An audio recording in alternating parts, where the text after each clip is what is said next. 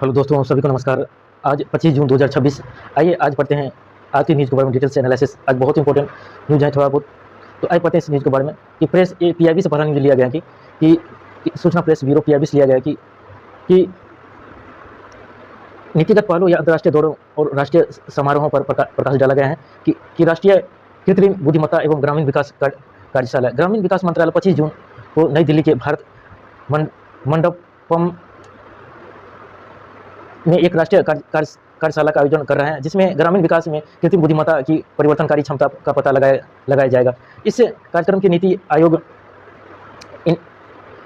India AI mission और प्रौद्योगिकी startup ग्रामीण अवसंरचना जलवायु परिवर्तन से निपटने की क्षमता और सार्वजनिक निर्माण प्रबंधन के लिए उच्च प्रभावशाली एआई उपयोग के मामले को डिजाइन करने के लिए एक साथ आएंगे।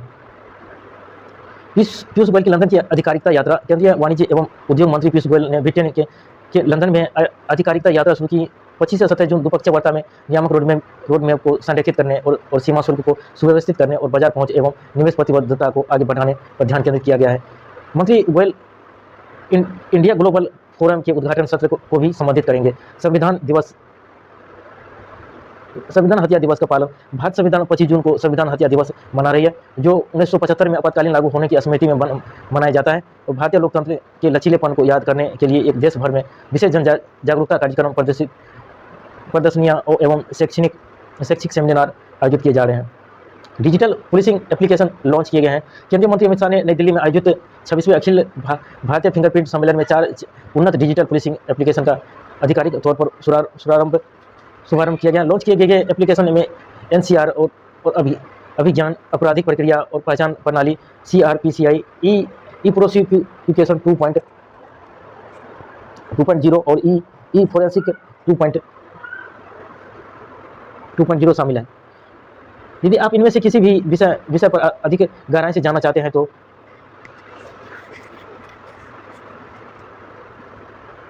आगे बात करते हैं कि जल संरक्षण में जवाबदेही की जरूरत है। ये बहुत इंपॉर्टेंट है दोस्तों, कि इसको ये संपादकीय न्यूज़ है, जनसत्ता से लिया गया है।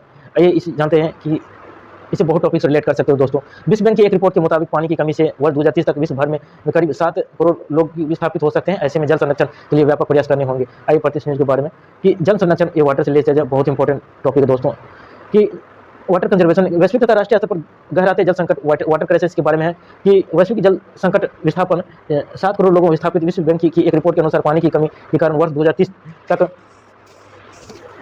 तक दुनिया भर में करीब 7 करोड़ लोग विस्थापित घर छोड़ने पर मजबूर हो सकते हैं और व्यापक प्रयास की जरूरत। इस गंभीर स्थिति से निपटने के लिए वैश्विक स्तर पर बड़े या व्यापक सुधारों की आवश्यकता है। भारत में जलाशयों की स्थिति। जलाशयों से पानी की कमी। केंद्रीय जल आयोग CWC के आंकड़ों के अनुसार भारत के प्रमुख 167 जलाशयों में जल भंडारण लगातार कम हो रहा है। देश के लगभग 40 जलाशयों में पानी का स्तर उनकी कुल क्षमता के 40% से भी नीचे गिर गया है। और नदी बेसिनों में गिरावट। देश के प्रमुख 20 नदियों बेसिनों में भी जल स्तर लगातार गिरावट दर्ज की जा रही है। वैश्विक दक्षिण भारत के राज्यों जैसे आंध्र प्रदेश, कर्नाटक, केरल, तमिलनाडु में भी स्थिति चिंताजनक है। समाधान एवं जवाबदेही। जागरूकता अभियान लेख में इस बात पर जोर दिया गया कि समाज को पानी के स्रोतों से विवेकपूर्ण उपयोग, वर्षा संचय जल, रेन वाटर हार्वेस्टिंग और भूजल ग्राउंड वाटर के संरक्षण के प्रति जागरूक और जवाबदेही बनाना होगा। भविष्य की चेतावनी। यदि समय रहते हुए पानी के प्रबंधन सुधार नहीं किया गया तो आने वाले समय में परिस्थितियां और भी अधिक जटिल और संकटपूर्ण हो सकती हैं। प्रतिस्पर्धा के मायने। 25 मिनट के बारे में प्रतिस्पर्धा के मायने, द मीनिंग ऑफ कंपटीशन और इसकी लेखिका शोभा जोन है 25 मिनट के बारे में कि आधुनिक समाज में बढ़ती प्रतिस्पर्धा और उसके मानव जीवन और विशेषकर युवाओं के मानसिक स्वास्थ्य पर पड़ने वाले प्रभाव का विश्लेषण करता है। जीवन के हर क्षेत्र में प्रतिस्पर्धा, व्यापकता, शिक्षा, साहित्य, कला, खेल, स्वास्थ्य, आर्थिक क्षेत्र, नौकरियां, पदोन्नति आदि सभी जगह पर प्रतिस्पर्धा मौजूद है। बचपन की शुरुआत। स्कूल में दाखिला से लेकर नौकरी पाने, समाज में पहचान बनाने तक व्यक्ति लगातार दूसरे से होड़ कर रहा है। प्रतिस्पर्धा के सकारात्मक और नकारात्मक पहलू। सकारात्मक पक्ष, यह व्यक्ति को आगे बढ़ने और अपनी प्रतिभा को निखारने के लिए प्रेरित करती है। नकारात्मक पक्ष, यह आज भी ये अंधेरे दौर में प्रतिस्पर्धा अक्सर ईर्ष्या, द्वेष, तनाव, मानसिक करवाहट का कारण बन रही है। राजनीतिक में तो यह अनैतिक और बेहद निचले स्तर तक पहुंच जाती है। युवाओं को बढ़ता मानसिक दबाव हाईलाइट किया गया है। लेखी मध्य में बॉक्स में एक महत्वपूर्ण बिंदु है कि लेखी मध्य अवसाद या अकेलेपन। अक्सर यह देखा जाता है कि युवा ने प्रतिस्पर्धा के चलते अपने भीतर अवसाद, डिप्रेशन और अकेलेपन की जगह दे देती है और भावनाओं को छुपाना। युवा अपनी कठिनाइयों, संघर्षों और दर्द को किसी के साथ साझा नहीं करते हैं और सफलता का डर, स्वयं को कमजोर साबित किए जाने का डर और प्रतियोगिता की दौड़ से बाहर हो जाने का मानसिक दबाव हमेशा उनके मानस दिमाग पर बना रहता है। बाजारवाद और उपभोक्ता संस्कृति। आज आज बाजार में एक ही चीज़ें के ब्रांड उपलब्ध है, जो प्रतिस्पर्धा का ही परिणाम है। आर्थिक स्थिति बेहतर होने पर व्यक्ति अपनी पहचान बनाने के लिए महंगे ब्रांड चुनता है। जहाँ प्रतिस्पर्धा तीव्र हो जाती है। समाधान और निष्कर्ष। स्वस्थ प्रतिस्पर्धा लेखिका का मानना है कि प्रतिस्पर्धा का स्वरूप स्वच्छ होना चाहिए, जो हमें भीतर से निखारते, न कि हमें अंदर से खोखला करे। कि स्वयं से मुकाबला जीवन को आनंदमय बनाने के लिए दूसरों से आगे निकलने की बजाय व्यक्ति को अपने भीतर की कमियों को दूर करने और खुद को बेहतर बनाने पर ध्यान देना चाहिए। चुनौतियों की राह। आइए पढ़ते हैं अगला न्यूज़। ये भी इंपॉर्टेंट न्यूज़ है कि आर्थिक विकास में मंदी। सरकार के तमाम दावों के बावजूद देश की आर्थिक विकास का रफ्तार धीमी पड़ रही है। रेटिंग एजेंसी का अनुमान। वैश्विक रेटिंग एजेंसी S&P ने वर्ष 2026 से 27 में देश की आर्थिक वृद्धि दर घटकर 6.6% रहने का अनुमान जताया है। और इससे पहले भारतीय रिजर्व बैंक RBI भी यह अनुमान दे चुका है कि पिछले वर्षों की तुलना में विकास दर में लगातार गिरावट देखी जा रही है। यह वर्ष 2025 से 26 में 6.7% और उससे पहले 7.1% थी।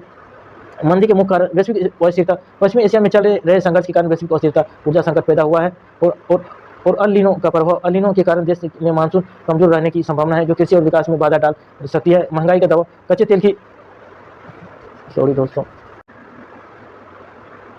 तेल की कीमतें बढ़ने से पेट्रोल डीजल महंगे हो रहे हैं। इसमें उत्पादन और परिवहन लगातार बढ़ रही है, और जिससे आम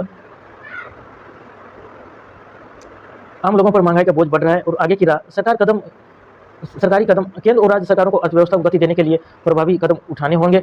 ऊर्जा के नए स्रोत। ऊर्जा संकट से निपटने के लिए तेल और गैस आयात के नए विकल्पों और स्रोतों को तलाशना होगा, और क्योंकि भारत अपनी जरूरतों का करीब 85% कच्चा तेल आयात करता है। रेपो दर बढ़ाने पर चर्चा। अभी जल्दबाजी। मल्होत्रा। देखो और इंतजार करो की स्थिति में RBI। ये इकोनॉमिक्स से रिलेटेड GS3 से है। भारतीय रिजर्व बैंक द्वारा अपनी मौद्रिक नीति मॉनेटरी पॉलिसी समीक्षा रेपो दर को 5.25% पर स्थिर रखने की घोषणा से संबंधित है। RBI का रुख। RBI ने ब्याज दरों को फिलहाल की परिवर्तन रखते हुए देखो और इंतजार करो वेट एंड वॉच की नीति अपनाई गई है। गवर्नर संजय मल्होत्रा ने स्पष्ट किया है कि रेपो दर बढ़ाने पर चर्चा करना अभी जल्दबाजी होगी। कि व्यक्तिगत दरें। मौद्रिक नीति समिति MPC ने आम सहमति रेपो दरों रेट को 5.25% पर बनाए रखने और अपना रुख तट नेचुरल रखने की निर्णय लिया गया है। और आर्थिक विकास GDP ग्रोथ। RBI ने चालू वित्तीय वर्ष के लिए अपने वार्षिक GDP वित्तीय अनुमानित को 6.6% रहने के अनुमान लगाए गए हैं। महंगाई और वैश्विक चुनौतियां। पश्चिमी एशिया में लंबे समय से जारी भू राजनीतिक तनाव, जियोपॉलिटिकल टेंशन, कच्चे तेल और ऊर्जा की ऊंची कीमतों तथा वैश्विक आपूर्ति श्रृंखला में बाधाओं के बावजूद भारतीय अर्थव्यवस्था मजबूत बनी हुई है, और RBI महंगाई के दर के आंकड़ों पर कड़ी नजर रख रहा है। संयुक्त राष्ट्र में पाकिस्तानी दो टुक। जम्मू कश्मीर भारत का आंतरिक मामला है। यह हमेशा रहा है और आगे भी रहेगा। आइए पढ़ते हैं इसके बारे में कि संयुक्त राष्ट्र UN में भारत के रुख को प्रमुखता दर्शाया गया है। इसका मुख्य कारण है कि संयुक्त राष्ट्र में पाकिस्तान को दो टुक। जम्मू कश्मीर भारत का आंतरिक मामला यह हमेशा से रहा है और आगे भी रहेगा। कि संयुक्त राष्ट्र में भारत की स्थिति प्रतिनिधित्व में दिखाई दे राजनीतिक संभवतः रुचिरा कंपोज और तत्कालीन प्रतिनिधि के वक्तव्य का संदर्भ। हालांकि पाठ के मेरा राजदूत हरीश का उल्लेख है कि भारत राजनीतिक P हरीश की ओर संकेत करता है। भारत ने पाकिस्तान और चीन द्वारा संयुक्त राष्ट्र सुरक्षा परिषद UNSC की एक बैठक के दौरान जम्मू कश्मीर पर भी की गई आवश्यक टिप्पणियों पर कड़ा विरोध किया है। जम्मू कश्मीर भारत के पक्ष। जम्मू कश्मीर लद्दाख पूरी तरह से भारत के अभिन्न और अविभाज्य अंग है। पाकिस्तान के प्रतिनिधि द्वारा की गई टिप्पणियों पर पूरी तरह से निराधार राजनीतिक से प्रेरित है। भारत ने स्पष्ट किया है कि वह किसी भी तीसरे पक्ष की मध्यस्थता को पूरी तरह खारिज करता है। आपातकाल में लोगों की स्वतंत्रता पर अंकुश लगाया गया है।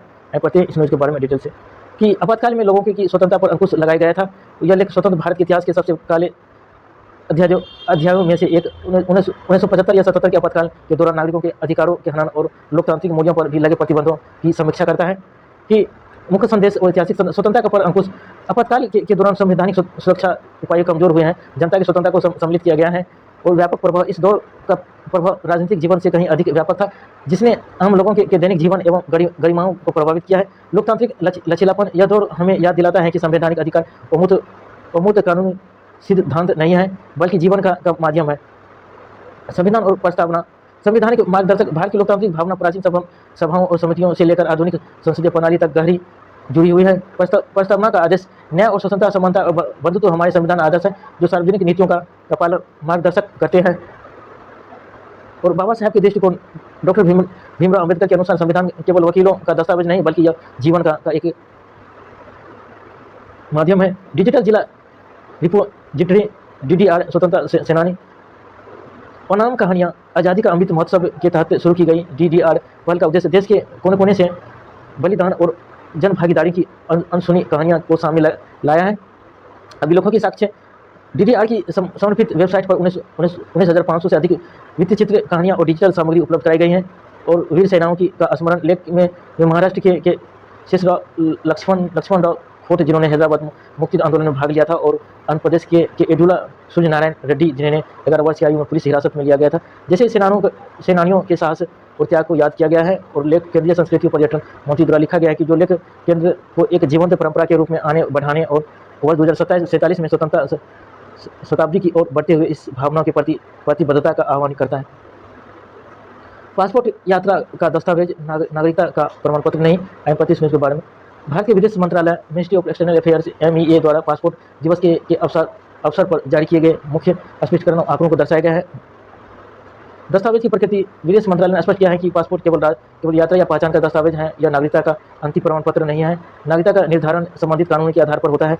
मुख्य आंकड़े की सेवाओं का दायरा वर्ष 2025 में क्षेत्रीय पासपोर्ट कार्यालय RPO और विदेशों में भारतीय मिशनों द्वारा लगभग 1.5 करोड़ लोगों को पासपोर्ट व उससे जुड़ी सेवाएं प्रदान की गई हैं। तो बढ़ता नेटवर्क। देश भर में पासपोर्ट सेवाएं केंद्रों PSK के डाकघर या पासपोर्ट सेवा केंद्रों POPSK की संख्या बढ़कर 454 हो गई है। इस वर्ष भी 10 नए केंद्र खोलने की याचनाएं हैं। तेज प्रक्रिया। कई मामलों में पासपोर्ट अब मात्र 5 कार्य दिवस वर्किंग डे में जारी किए जा रहे हैं और आवेदकों को केंद्र पर 45 मिनट से कम समय में प्रक्रिया पूरी करने की सुविधा मिल रही है। और पासपोर्ट धारक। देश की कुल आबादी में से केवल लगभग 10% भारतीयों के पास ही पासपोर्ट उपलब्ध हैं। अब तक 1.47 करोड़ चिप युक्त ई पासपोर्ट जारी किए जा चुके हैं। वैश्विक यात्रा की स्थिति। Visa free entry. भारत को दुनिया के 27 देशों में से बिना वीजा फ्री प्रवेश की सुविधा है। वीजा ऑनलाइन आवश्यक। कुल 47 देशों में भारतीयों के लिए वीजा अराइवल की सुविधा उपलब्ध है और ई वीजा के अतिरिक्त 66 देशों में ई वीजा की सुविधा भी मिल रही है। बीते 6 वर्षों में नई शिक्षा नीति ने कितनी दूरी तय की है? I-35 के बारे में एजुकेशन रिलेटेड है। राष्ट्रीय शिक्षा नीति 2020 NEP द्वारा विश्लेषण की नई शिक्षा नीति कार्यान्वयन और उसके प्रभावों का विश्लेषण करता है। मुख्य उद्देश्य और विशेषताएं। विसंगति को दूर करना। नीति का मुख्य उद्देश्य पुरानी शिक्षा प्रणाली की कमी को सुधारना है और लचीली परिणामों मुखी शिक्षा या रटने के बजाय व्यवहारिक परिणाम देने वाली शिक्षा पर जोर देती है। व्यावसायिक कौशल। शिक्षा को कौशल विकास, स्किल डेवलपमेंट और रोजगार से जोड़ने का प्रयास किया गया है। प्रमुख बदलाव सुधार, लचीलापन और छात्रों को अपनी पसंद के अनुसार विषयों को चुनने की आज़ादी दी गई है। बहुप्रवेश निकास। कॉलेज की पढ़ाई के दौरान छात्र किसी भी वर्ष पढ़ाई छोड़ सकते हैं और उन्हें उसके अनुसार सर्टिफिकेट या डिप्लोमा मिलेगा। तकनीक का समावेश। आधुनिक युग के अनुसार शिक्षा में डिजिटल टूल्स जो तकनीकी को बढ़ावा दिया गया है। मामलों के समाधान के लिए मिशन मोड में काम करने का आह्वान। परियोजना में देरी से नहीं मिलता लाभ। मोदी प्रधानमंत्री नरेंद्र मोदी अध्यक्षता की 52वीं प्रगति बैठक से संबंधित है कि बुनियादी ढांचा और परियोजना में हो रही देरी की चिंता व्यक्त की गई है कि परियोजना में देरी नहीं मिलता लाभ। मोदी की मामलों के समाधान के लिए मिशन मोड में काम करने का आह्वान किया है कि परियोजना की समीक्षा बैठक में सड़क, बिजली, औद्योगिक कॉरिडोर और मेट्रो रेल जैसे क्षेत्रों में जुड़ी 30,000 करोड़ की लागत की बड़ी अवसंरचना परियोजना की समीक्षा की गई है और 4 अलग-अलग राज्यों में फैली है। और देरी पर सख्त रूप PM मोदी ने स्पष्ट किया गया है परियोजना में देरी न केवल निर्माण लागत कॉस्ट ओवरव्यू को बढ़ाती है और बल्कि नागरिकों और उद्योगों को मिलने वाले जरूरतों और लाभों को भी वंचित करती है। उन्होंने सभी मामलों को लंबित मुद्दों को मिशन मोड में सुलझाने के निर्देश दिए गए हैं। स्वास्थ्य क्षेत्र में यही जोर दिए हैं पर जोर दिए। इसके साथ ही बैठक में टीबी मुक्त भारत अभियान की समीक्षा की गई है। PM ने तपेदिक टीबी में उन्मूलन के लिए आर्टिफिशियल इंटेलिजेंस AI आधुनिक तकनीकी का उपयोग करने और इसके प्रति जन जागरूकता बढ़ाने पर विशेष जोर दिया गया है। साइबर अपराध पर त्वरित कार्रवाई। बढ़ते डिजिटल वित्तीय धोखाधड़ी और डिजिटल अरेस्ट जैसे साइबर अपराध के मामले पर भी गहरी चिंता व्यक्त करते हुए प्रधानमंत्री ने बैंकों और कानूनी परिवर्तन एजेंसियों और डिजिटल प्लेटफॉर्मों के बीच बेहतर तालमेल बैठाने और राज्यों को E0 FIR लागू करने को सुझाव दिया है ताकि पीड़ित नागरिकों को तुरंत राहत मिल सके। अमेरिका सीनेट ईरान जंग को रोकने के प्रस्ताव को 50 से 48 मौतों पर पारित किया गया। ट्रंप प्रशासन के खिलाफ यह कड़ा संदेश है। भारत चाबहार बंदरगाह से हटने का इच्छा नहीं। I-35 news guard.